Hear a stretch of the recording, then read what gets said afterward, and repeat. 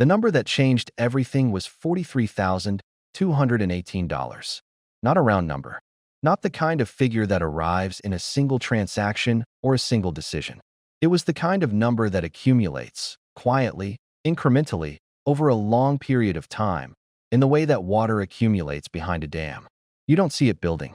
You only see it when something breaks and the whole weight of it arrives at once. I found it on a Tuesday morning in February, sitting at the kitchen table with a cup of coffee that had gone cold while I stared at a bank statement I had pulled up for no particular reason. A routine check. The kind of thing you do when you have 20 minutes before work and a vague, unexamined instinct that something deserves attention.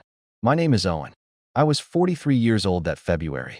I was a high school history teacher, had been for 16 years, and I was the kind of man who found order in timelines, who believed that understanding how things had developed was the only honest way to understand where they were. I mention this because it is relevant. When I finally understood what had been happening in my own home, I understood it the way I understood historical events. Not as a single cause, but as a sequence, a chain, a series of decisions that each made the next one possible. Vivian and I had been married for 11 years. We had no children, a choice we had made early and revisited occasionally and always arrived at the same answer. We had a house that we owned jointly, a savings account that we maintained jointly, and a financial life that I had, for most of our marriage, trusted entirely to Vivian's management because she was better at it than I was. She had a head for numbers, a natural facility with accounts and budgets, and the small administrative machinery of a shared financial life. I taught teenagers about the fall of Rome. She kept us organized. It had seemed, for 11 years, like a reasonable arrangement. The bank statement showed a current balance of $6,000 and change in our joint savings account. 14 months earlier, the balance had been just over $49,000. I sat with that gap for a long time. I told myself there was an explanation. A large expense I had forgotten. A joint decision I had not registered as significant at the time. We had talked, in the past year or so, about potentially renovating the kitchen. Had we started that process? Had money been moved for a reason I had simply not tracked? I went back through the statements, month by month. The withdrawals were not large. They never exceeded $2,000 in a single transaction. They were frequent, irregular, and they had been happening since the previous January. A slow, consistent drain that had been designed, I now understood, to be invisible. Vivian was upstairs getting ready for work. I could hear the sound of the shower, the particular rhythm of a morning routine I had lived alongside for 11 years. The coffee in front of me had gone completely cold. The kitchen smelled like the toast I hadn't eaten. I closed the laptop carefully. I went and rinsed my cup. I drove to work and taught 3 classes about the economic conditions that preceded the First World War, and I was, by every external measure, completely normal. But inside, somewhere very quiet and very certain, I was already beginning to understand that the timeline of my marriage was not the one I had thought I was living in. Vivian was an account manager at a financial services firm, which, I now understood with a dark irony, meant she had spent her professional life helping other people organize and protect their money while systematically reorganizing and redirecting ours. She was competent in the particular way of people who have always found competence easy. She handled the bills, the insurance, the investment accounts, the tax filings. I signed things when she put them in front of me. I reviewed documents at a level of attention that I am now aware was entirely insufficient. I trusted the summary she offered rather than the document itself, which is a mistake I made for 11 years and which I have not made since. The signs that something had changed in Vivian were things I had filed, individually, as the ordinary fluctuations of a long marriage. She had become more private about money in the past 18 months. Not dramatically. Nothing about Vivian's behavior was ever dramatic. But there were small shifts. She had always paid the bills from the joint account and told me roughly what had gone out that month. A casual, domestic accounting, the kind of thing you exchange over dinner without it feeling like a formal report. Somewhere around 18 months ago, that habit had stopped. I had noticed the absence and then forgotten I'd noticed it. She had started working late more frequently. She was in financial services. This was not unusual. Quarterly periods, client deadlines, regulatory filings. There was always a credible reason. I had not questioned any of them. There was an evening, perhaps a year before the bank statement, when I had come into the study to ask her something, and she had closed her laptop with a speed that was slightly too quick for the casual motion it was trying to be.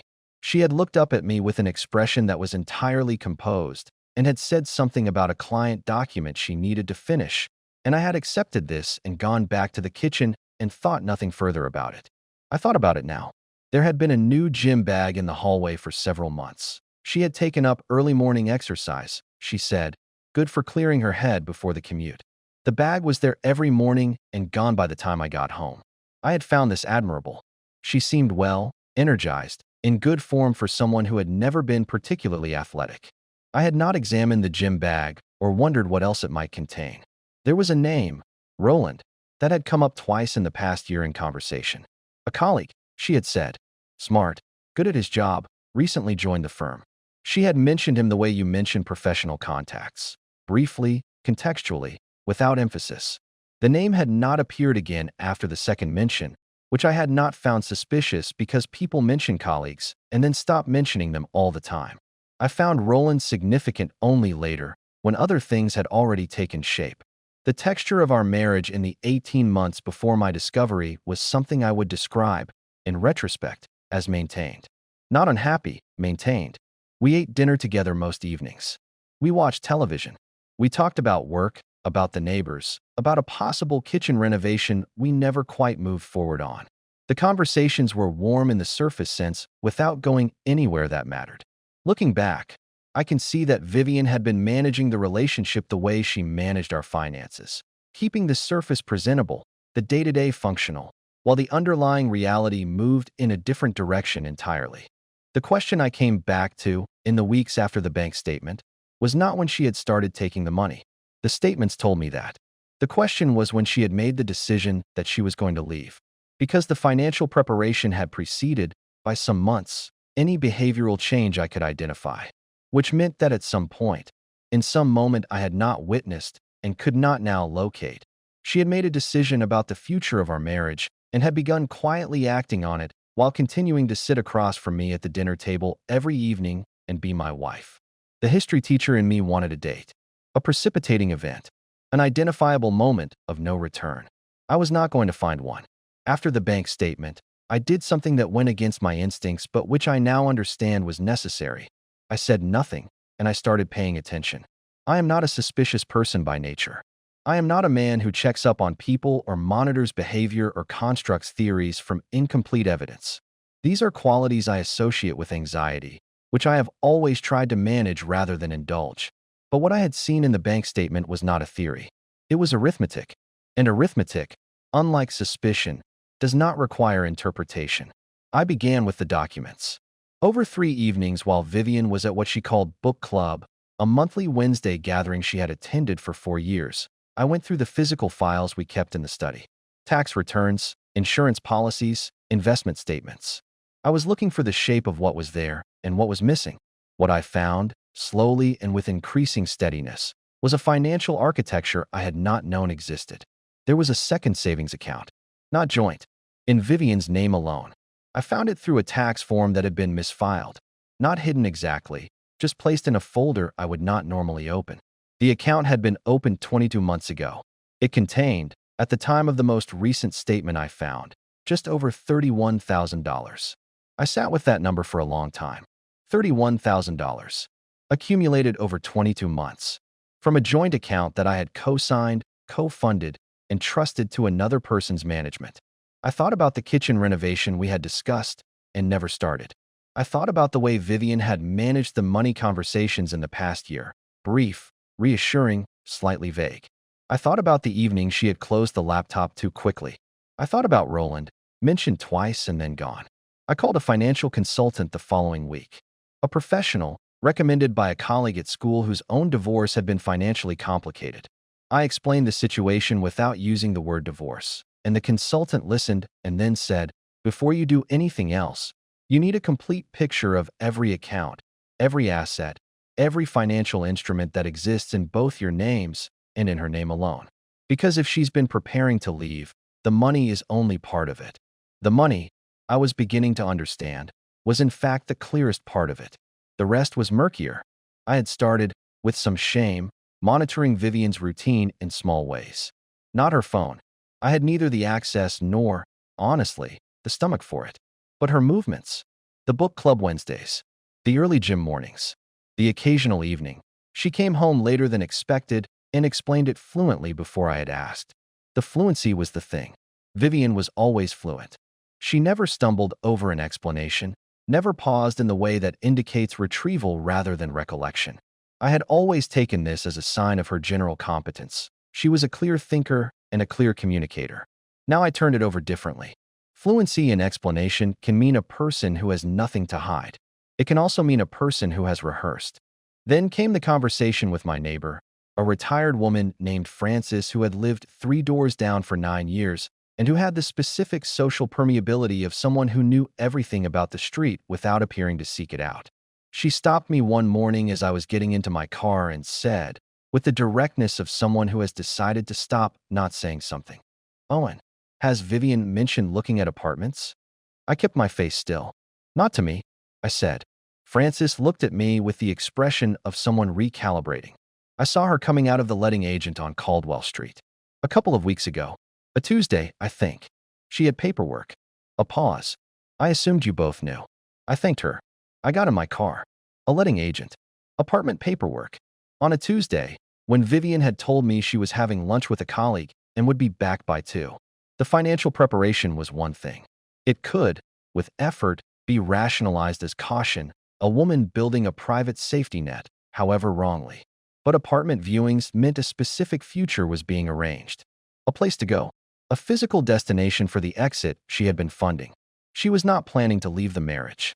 She had already left it, in every way that mattered, and was simply waiting for the logistics to be complete. I retained a lawyer before I spoke to Vivian. I want to be precise about that sequence because it mattered.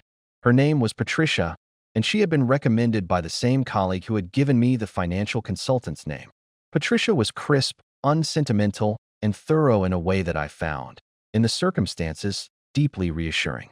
I laid out what I knew in the first meeting, the bank statement, the second account, the apartment viewing, the 22 months of quiet transfer, and she listened without expression and then said, "Tell me about the joint assets. The house, investments, retirement accounts." Over the following 2 weeks, the financial consultant and Patricia worked in parallel. What they assembled was a picture that was, in some ways, more organized than anything I had uncovered myself. The transfers from the joint account had been consistent but careful, always below a threshold that might trigger automatic flags, always timed around periods when I would have had less reason to look closely. The second savings account was the primary destination, but not the only one. There was a third account, a checking account, opened 14 months ago, that had been used for what appeared to be living expenses, a gym membership, restaurant charges, a recurring payment to a service I didn't recognize. The recurring payment was the thing that cracked the rest of it open. My financial consultant traced it to a property management firm. The firm managed short-term furnished rentals. The payment amount matched a studio apartment listed on the firm's website. A small place, 40 minutes from our house, in a neighborhood where neither of us had any reason to be. Vivian had been renting an apartment for 14 months. I sat in Patricia's office when she told me this and felt something that wasn't quite shock. I was past shock by then, but was rather the specific, cold sensation of a complete picture arriving. The gym bag that appeared every morning and was gone every evening. The early starts that weren't always early starts. The late work nights. The fluent explanations. The gradually emptying joint account funding, among other things, a furnished studio apartment that I had not known existed. The question of Roland came back here, too. The financial consultant had found, in the checking account records, a pattern of charges at 2 specific restaurants, both in the neighborhood of the studio apartment, both on evenings when Vivian had given me accounts of her whereabouts that I had accepted without question. He had not found Roland directly, but the geography told a story. I asked Patricia what my options were. She told me clearly and without drama. The money transferred from the joint account could, in divorce proceedings, be characterized as dissipation of marital assets. The documentation of the transfer pattern, the second and third accounts, and the apartment rental would all be material to an equitable distribution claim. She told me the case was, from a financial standpoint, unusually well documented. She told me this was because Vivian had been careful but not careful enough. The tax form misfiling, The letting agent encounter with Francis, the property management payment trail. Competent people, Patricia observed, often made the mistake of trusting their own competence a little too completely. There was one more thing I needed to do before the confrontation. I needed to understand the timeline. I went back through my own memory of the marriage with the deliberate attention I brought to historical documents, looking for the inflection point, the moment where the trajectory had changed. What I found was not a single moment, but a period. Approximately 2.5 years ago, there had been a sustained stretch of tension in the marriage that had not been named as such at the time. A period of distance, of surface conversations, of nights where we were in the same bed with the particular quality of two people not quite reaching each other. I had attributed it to stress, work pressure for both of us, a difficult winter. We had come through it, I believed. Things had settled. What I now understood was that they had not settled. One of us had made a decision during that period, a quiet, internal, unannounced decision, and had spent the subsequent time building the infrastructure for its execution. While I had been waiting for us to return to ourselves, Vivian had been planning a different destination entirely. I chose a Saturday evening. I chose it because Saturdays had the quality of unhurried time. No work the following morning, no routine to return to. I wanted space after the conversation, whatever shape it took. I also chose it because I had been living with the knowledge for 3 weeks, and 3 weeks was, I had decided, long enough. Every dinner we ate together in that period carried a weight that I was the only one feeling.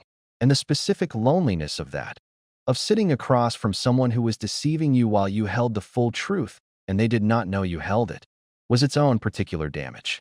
Patricia had advised me on what to say and, more importantly, what not to say. Document what she admits.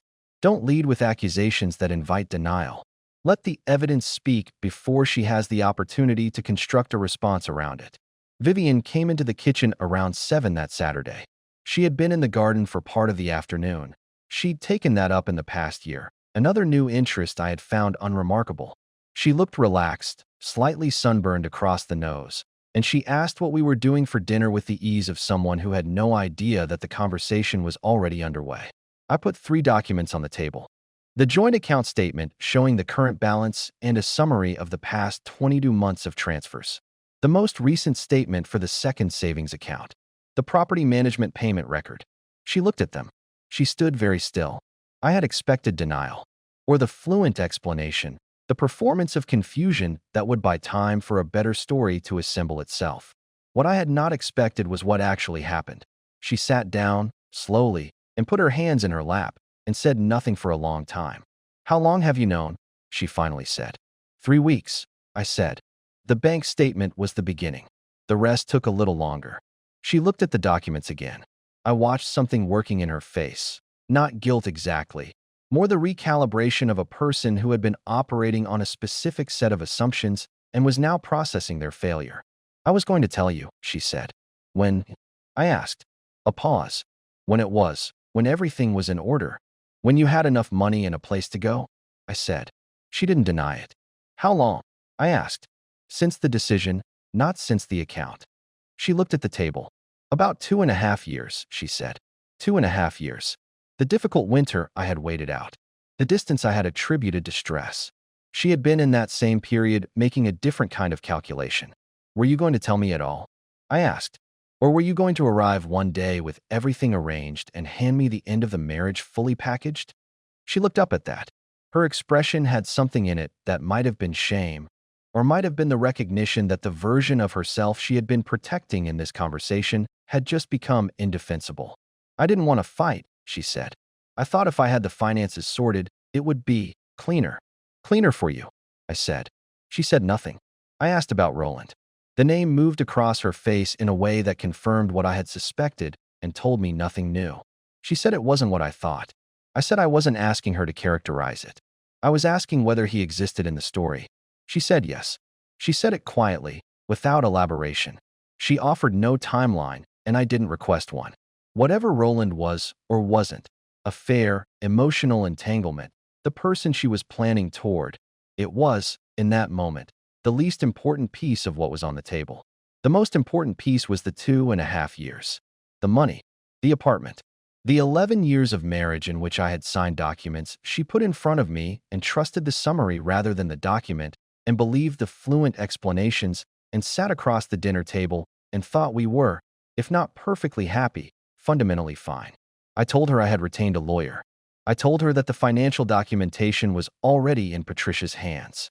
I told her that I was prepared to proceed fairly, that I had no interest in a punitive process, but that I expected full disclosure of every account and asset in her name, and that my lawyer would be verifying that disclosure independently. She nodded. Her composure had not broken. It was Vivian's most durable quality, but it had changed character. It was no longer the composure of someone managing a situation. It was the composure of someone who had been found out and was deciding how to proceed from that new position. At the door of the kitchen, she stopped. She turned back with an expression I found difficult to read, something between remorse and the particular sadness of a person who has done what they intended to do and is now living in its consequences. "I wasn't trying to hurt you," she said. "I know," I said, and I did know. That was, strangely, the hardest part. She had not been trying to hurt me. She had simply not been thinking about me very much at all. The divorce took 7 months from the first legal filing to the final agreement. 7 months is not a long time in the context of divorce. Patricia told me this.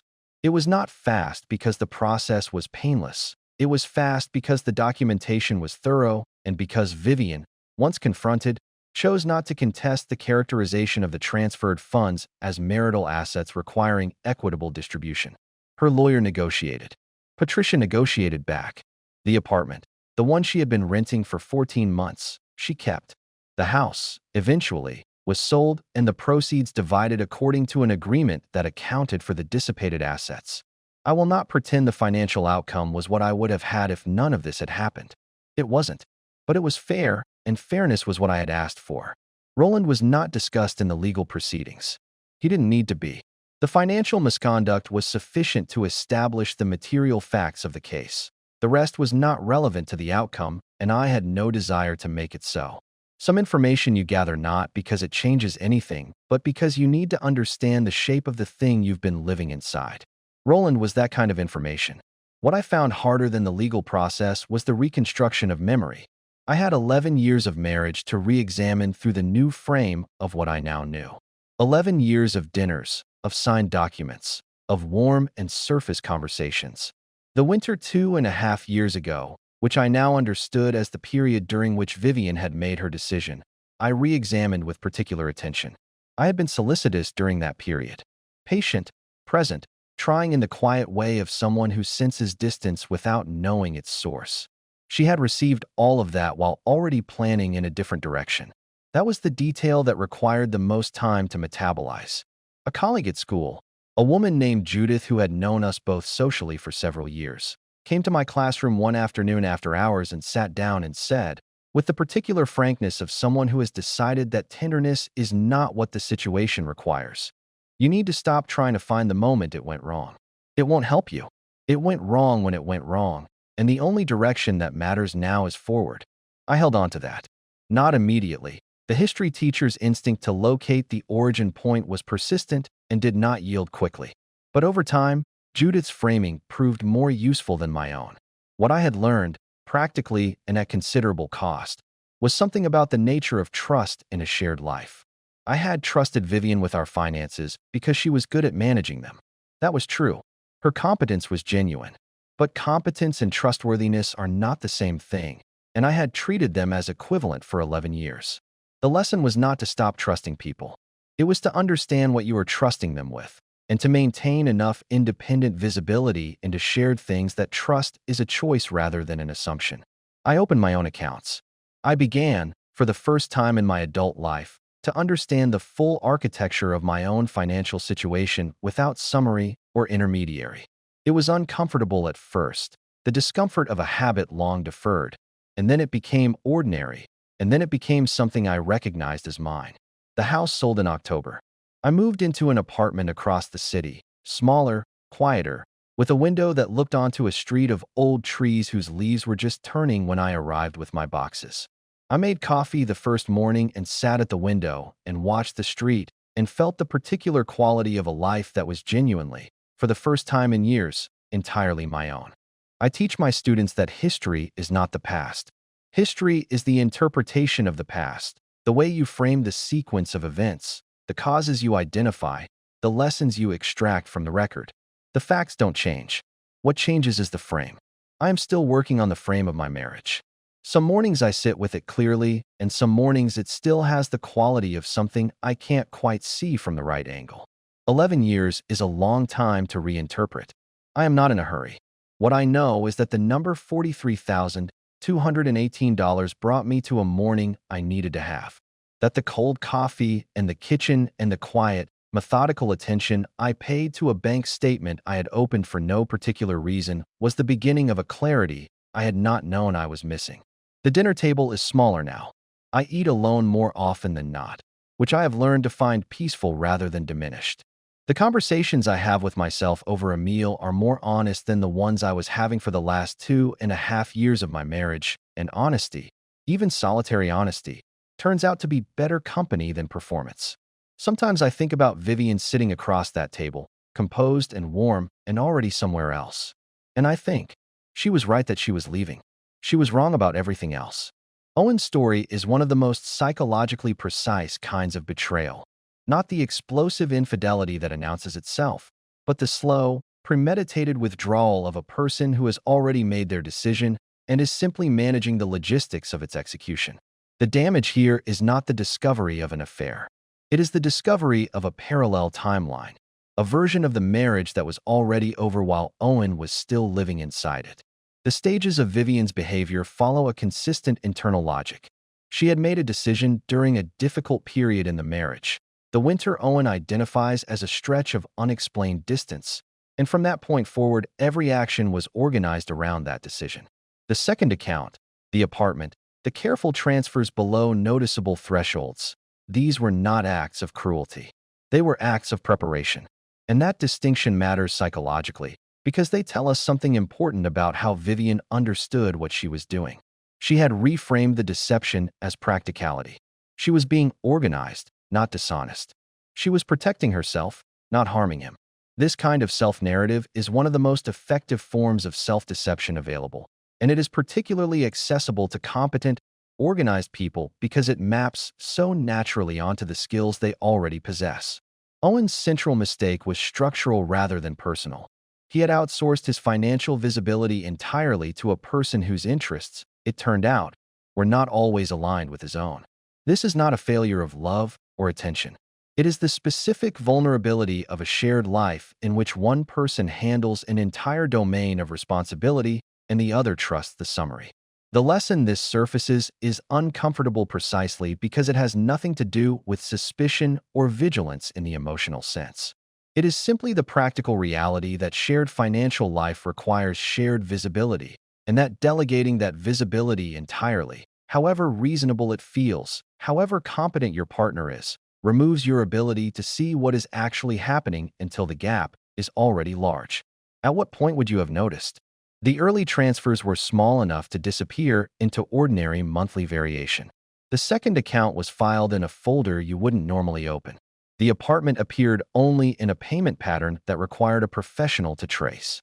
This was a system designed by someone who understood exactly how much invisibility was available in a trusted financial relationship.